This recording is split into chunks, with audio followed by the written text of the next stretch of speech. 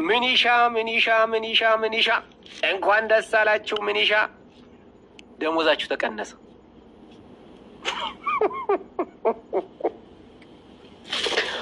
አረድላችሁ የት አባታችሁ ልትገቡ ነው?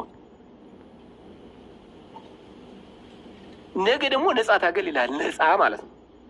ከአሁን በፊት ከመከላከያ በላይ ነው አይደል ደሞዝ ተቀበል ነበር። አንተን ለማታለል የተደረገ ድርጊት ነው እንጂ እንደማይዘልቅ ይታወቃል። በየትኛውም ሀገር ለሚኒሻ ደሞዝ እየተከፈለ መከላከያ ነጻ የሚታገልበት ሀገር የለም። ኢትዮጵያ ናት የመጀመሪያዋ ማለት ነው። ኢትዮጵያ ጉድሽ! አረ ጉድሽ! የኤታማዦር ሹም ተብዬው ፊልድ ማርሻል ተብዬው የተማረከ በዓለም ሕግ ማለት ነው ተማርኮ የሀገሪትን የመከላከያ ማዕረግ የመጨረሻውን ደረጃ የያዘ ኢትዮጵያ ውስጥ ነው። በዓለም ታሪክ ማለት ነው። ምርኮኛ ሲጀመር ወደ ስልጣን አይመጣም። ኢትዮጵያ ውስጥ ደግሞ የመከላከያ የመጨረሻውን ማዕረግ የያዘው የተማረከ ነው፣ ብርሃኑ ጁላ ማለት ነው። አረ ውርደት! አረ ውርደት! አረ ውርደት! አረ ውርደት! በአሁኑ ዘመን ከአራተኛ ክፍል ዶክትሬት የሚገኝባት ኢትዮጵያ ናት። ዶክተር ከሌ እየተባለ ማለት ነው። አሁን ደግሞ የሚሊሻ ደሞዝ ተቀነሰ። ከ5 እስከ 7 ሺህ ብር ነው ያልተቀበሉ ነበር። አሁን 3 ሺህ ብር ሆኗል። ነገ ደግሞ ነጻ ታገለግላለህ። ምክንያት ሂሳብ ሰርቷል መንግስት።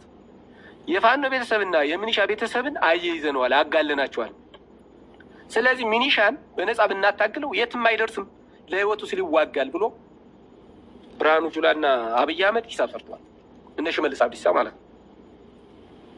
ስለዚህ መቼ ልትነቃ ነው አንተ? እስኪ ትወውጣና ይቅርብ። እስኪ ተበደል በቃ ደይ እስኪ ጾም ድር በቃ እንደ ጓደኞች ልጆችን አሳድግድና 4-5 ልጅ ደፍተህ ሚስትን ስታንጫጫት ከምታደር ውጣና ግዛት እስኪ። በሰላም ጊዜ ከወጣህ ፋኖ አይነካህም፣ ታውቃለህ ተራስህ። ስለዚህ ዛሬ ደግሞ ተቀነሰ አይደል? ነገ በነጻ ትታገላለህ። ገጠር ያለ መሬት ደግሞ አተርሰው አይተሃል አይደል? ታዲያ እንዴት ሆነ ትኖር ነው? የምስራቅ ጎጃም ስናን ወረዳ ካቢኔ ሚኒሻ በመከላከያ ተደብድበዋል። ለምሳሌ እነ ካሴ፣ እነ ነብዩ፣ እነ ሸጋው እና ያይልቃል መከላከያ አንበርኮ ደብድቧቸዋል። በሱሪያቸው እስከሚሸኑ ማለት ነው። ሱሪያቸውን ሳይፈቱ ሸንተዋል። በህዝብ መሀል ማለት ነው። ይህን መቼም አትክዱት። ታዲያ ይሄ መንግስት ነው ያንተን ነጻነት የሚያስከብር? የራሱን ኃይል የሚደበድብ፣ በራሳቸው ኃይል የሚደበደቡ፣ ለመብታቸው የማይቆሙ እንዴት ነው የህዝብ መብት የሚያቆሙት? ተንበርኮ በአስፋልት ተንበርኮ ተደብድቧል። ለምሳሌ የስናን ካቢኔና ሚኒሻ፣ በተለይ ካቢኔዎች፣ አመራሮች እነ ጊዜው እነ ነብዩ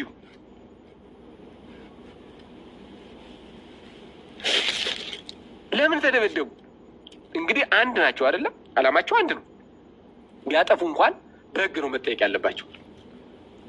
ነገር ግን ከምንም ስለማይቆጠራቸው መከላከያ ፋሱን ጥብስ አድርጎ ደበደባቸው። ፋሳቸውን አሁን ያ ካሴ መሮጥ አቅቶት እግሩ ሰባራ ስለነበር በቃ ዱላይትን እሱ ነው አሉ ይቻላል። አጠቃላይ ሌሎች በአስፋልት ተንበርከው ጉልበታቸው ተለልጦ ሐኪም ቤት ገብተዋል። ሐኪም ቤት ገብተው በስንት መከራ ተሽሏቸዋል። ካሴ መሮጥ ስለማይችል እንደውም ስቷል ነው የተባለ። በአይኔ ያላየሁትም እንጂ ስቷል። ሽንት ብቻ አይደለም ሌላም ነገር ጨምሯል ነው የተባለ።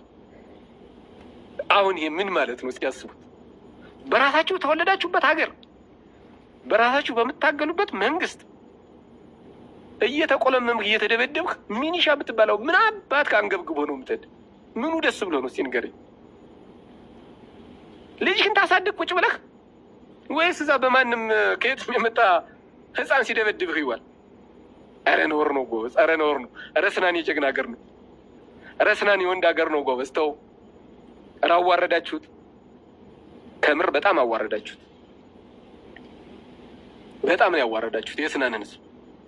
የአባቶቻችሁን የወንድሞቻችሁን ልብስ እኮ መከላከያ እየገፈፈ ሲያቃጥል አዘነ። ፋኖ አዘነ ለብሶ እየመጣ ነው የፈጀን፣ ስለዚህ አዘነ አትለብሱም ብሎ ገበያ የሚወጣውን ህዝብ እኮ አዘነውን እኮ አቃጥላችሁበታል። አዘነውን ልብሱን ማለት ነው። አሁን እናንተ ወንዶች ናችሁ ከሴት በምድር ነው የምትለዩት። የህብረተሰብ ልብስ ጎጃም አዘነ።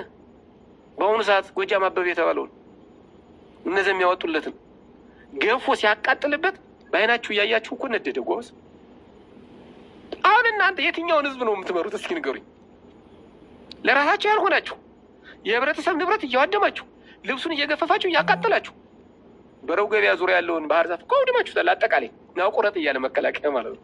ቁረጥ አታባት ሄዳላ አንተን ብሎ ሚኒሻ አንተን ብሎ ካቢኔ እያለ ያ የገና የገዛችሁትን በሬ እኮ መከላከያ እኮ ቀምቶ ወርዶባችኋል። ለራሳችሁት እንዴ!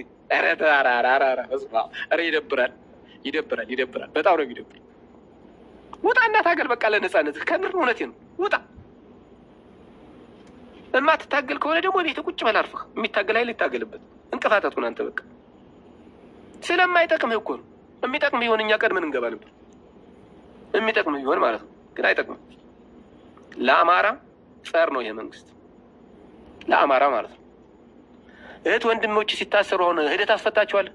እውነት እንነጋገር ከተባለ እንደ ፋኖ እንቶ የእናንተ ቤተሰብ እዛ መከላከያ ሳርስ ሲያስረው ታስፈተዋለህ? አንሽንታ ሸንታ ያለ ቤት የምትቀመጥ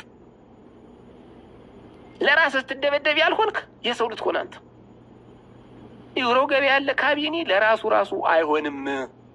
ሲደበደብ ቆሞ ነው ሱሪውን ሳይፈታ ይሸና። ስለዚህ ምንሻ የምትባል አትሽወድ። ለምለም መሬት ለምለም ሀገር ያለ ምንሻ ነህ። ውጣና እረስ ዝም ብለው ያጠፋው ነው። ዙሩ እየከረረ ነው። ነገ ከነገ ወዲያ የምታርፍበት ዛፍ ሲቆረጥ ምላስህ ጭምር አብሮ ነው የሚቆረጠው። አይተናል እና የህል ቃል ሲደበደቡ አይተናል፣ ሰምተናል። የህል ቃል በቁሙ ሸንቷል። ያውድለው ሰውዬ ማለት ነው።